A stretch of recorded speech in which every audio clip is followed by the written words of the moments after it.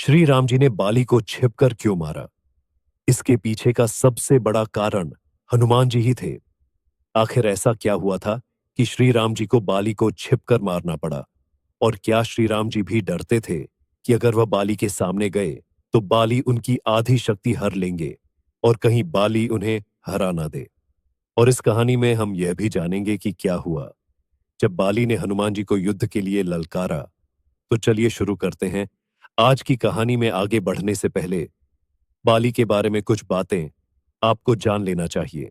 कथाओं में ऐसा कहा गया है कि बाली इंद्र के धर्मपुत्र थे और इंद्रदेव से ही उन्हें एक अजय माला मिली थी, जिसे पहनकर बाली की शक्तियां 1000 गुना बढ़ जाती थी।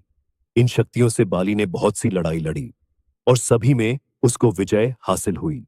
इसके बाद बाली ने ब्रह्मा जी की तपस्या की, जिससे खुश होकर ब्रह्मा जी ने उन्हें वरदान दिया कि वह जिससे भी लड़ाई करेंगे तो उसके शत्रु की आधी शक्तियां बाली में आ जाएंगी। इस वरदान के बाद तो बाली ने राक्षसों को अपने सामने टिकने ही नहीं दिया और हजारों राक्षसों का उन्होंने वध किया।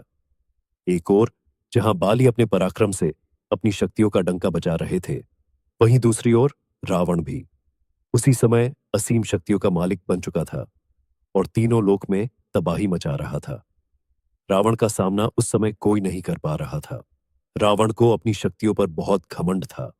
उसको लगता था कि उसके सामने कोई नहीं टिक सकता। जब रावण को बाली के बारे में पता चला, तो वो रावण अपनी शक्तियों के अहंकार में बाली से लड़ने के लिए चला गया। पर रावण को यह नहीं पता था कि बाली के सामने जाने पर उसकी आधी शक्तियां बाली में समा जाएगी। और रावण किष्किंधा में जाकर बाली को लड़ाई के लिए ललकार लगाया। रावण की ललकार सुनकर बाली बाहर आ गया, जिसके बाद रावण ने बाली को युद्ध के लिए चुनौती दी। बाली ने रावण की चुनौती स्वीकार कर ली और इसके बाद दोनों में भयंकर युद्ध शुरू हो गया। लेकिन बाली को मिले वरदान के कारण रावण की आधी शक्तियां बाली में समा गई, जिससे बाली ने रावण को युद्ध में हरा दिया। इसके बाद बाली ने रावण को अपना बंदी बना लिया। रावण से जीतने के बाद बाली को अपनी शक्तियों पर बहुत ज्यादा घमंड हो गया था और अपनी ताकत दिखाने के लिए रोज रावण को अपनी बगल में लेकर घूमने जाने लगा। इसके बाद रावण ने बाली से माफी मांगी और दोनों के बीच मित्रता हो गई। लेकिन इसके बाद बाली का घमंड आसमान छूने लगा। एक दिन बाली अपनी शक्ति के घमंड में चूर जंगलों में घूम रहा था और पेड़ पत्थरों को उखाड़ उखाड़ कर फेंक रहा था। उसी जंगल में हनुमान जी श्री राम जी का जप कर रहे थे। जब बाली हनुमान जी के पास पहुंचे, तो उन्होंने हनुमान जी से कहा कि क्या पूरे दिन राम नाम जपता है? राम नाम को छोड़कर अपने राजा बाली का जप करो।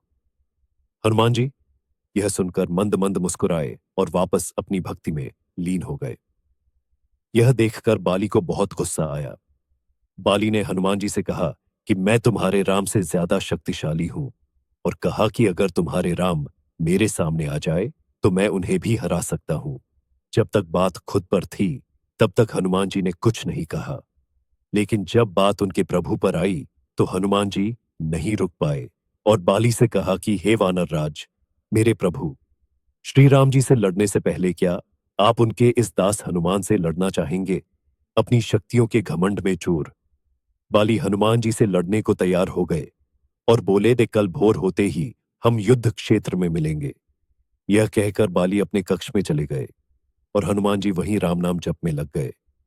जब ब्रह्मा जी को इस बारे में पता चला, तो वे हनुमान जी के पास गए और हनुमान जी से कहा कि वो यह युद्ध ना करें। हनुमान जी ने ब्रह्मदेव जी को नमस्कार किया और बोले कि हे ब्रह्मदेव, जब तक बात मेरे तक थी तब तक मैंने कुछ नहीं कहा, लेकिन अब बात मेरे प्रभु पर आ गई है, मैं यह लड़ाई अवश्य करूंगा। यह सुनकर ब्रह्मदेव जी ने हनुमान जी से कहा कि हे हनुमान, ठीक है, आप युद्ध करो, लेकिन कल युद्ध में आप अपनी शक्तियों का सिर्फ 10वां हिस्सा ही लेकर जाए। बाकी शक्तियां श्री राम जी के चरणों में छोड़ जाएं और युद्ध के बाद वो शक्तियां आप वापस ले लेना। हनुमान जी ने ब्रह्मदेव जी की बात मान ली और अगले दिन युद्ध में अपनी शक्तियों का सिर्फ 10वां हिस्सा ही वह अपने साथ लेकर गए। बाली ने सोचा कि हनुमान एक छोटा सा वानर मात्र है, इसे तो मैं इसकी बिना शक्तियां लिए ही हरा दूंगा। और दोनों के बीच युद्ध छिड़ गया। हनुमान जी जब लड़ाई में विजय होने लगे तो बाली ने हनुमान जी की आधी शक्तियां लेने का आह्वान किया, और जैसे ही हनुमान जी की शक्तियां बाली में जाने लगी तो बाली का शरीर धीरे धीरे विशालकाय होने लगा। बाली समझ नहीं पा रहा था कि यह क्या हो रहा है।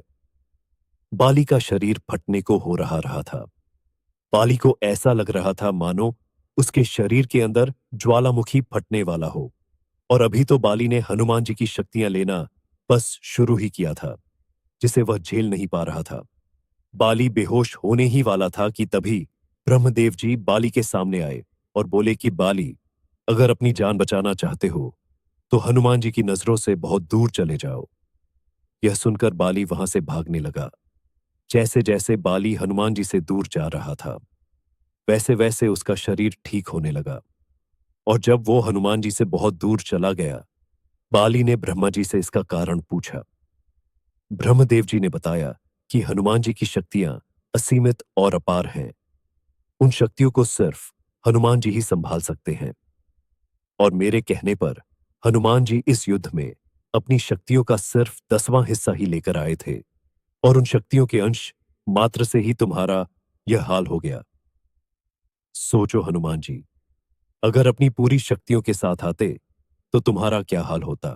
ब्रह्मदेव जी की बातें सुनकर बाली को अपनी गलती का एहसास हुआ और उसका घमंड चूर चूर हो गया। इसके बाद बाली ने हनुमान जी से माफी मांगी और हनुमान जी से कहा कि हनुमान जी, आपके अंदर असीमित शक्तियां हैं, लेकिन फिर भी आप इतने शांत कैसे रहते हो। और यह कहकर बाली हनुमान जी से माफी मांगने लगे। हनुमान जी ने कहा कि अगर माफी मांगनी ही है तो प्रभु श्री राम जी से मांगिए, मैं तो उनका एक छोटा सा भक्त हूं। और यह कहकर हनुमान जी ने बाली को अपने गले लगा लिया। इसके बाद बाली श्री राम नाम का जयकारा लगाने लगे और यह युद्ध शुरू होने से पहले ही खत्म हो गया। अब बात करते हैं श्री राम जी ने बाली को छिपकर क्यों मारा। दरअसल इसके पीछे के कुछ तथ्य रामायण में लिखित है। श्री राम जी सुग्रीव को अपना मित्र बना चुके थे और उन्हें वचन दे चुके थे कि वह बाली का वध अवश्य करेंगे, क्योंकि बाली के पापों का घड़ा भर चुका है। और क्षत्रिय होने के नाते उनको यह आदेश था कि अगर कहीं भी कोई पाप करता है तो पापियों को दंड अवश्य दिया जाए। बाली ने सुग्रीव को अपने राज्य से निकालकर सुग्रीव की पत्नी रोमा पर जबरन अपना हक जमा लिया था, जिसकी सजा सिर्फ मृत्यु थी। और क्षत्रिय होने के नाते वह दंड श्री राम जी कैसे भी दे सकते थे।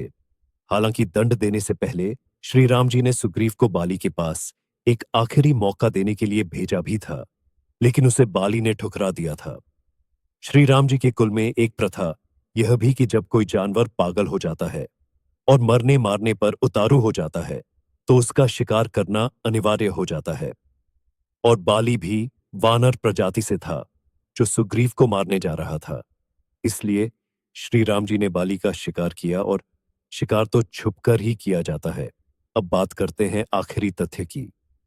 अगर श्री राम जी बाली के सामने आ जाते तो बाली को मिले वरदान के अनुसार बाली श्री राम जी की शक्तियों को अपने अंदर लेने का प्रयास करते। और जैसा कि आप सब जानते हैं कि श्री राम जी के भक्त हनुमान जी की क्षण भर शक्तियों से बाली का शरीर फटने को हो गया था, तो श्री राम जी तो स्वयं नारायण भगवान थे। और अगर ऐसा होता तो बाली उसी वक्त मर जाता। ब्रह्मा जी के वरदान की लाज रखने के लिए श्री राम जी ने बाली को छिपकर मारा था। तो बोलो जय श्री राम। और अगर आज की कहानी आपको अच्छी लगी हो तो लाइक, सब्सक्राइब और कमेंट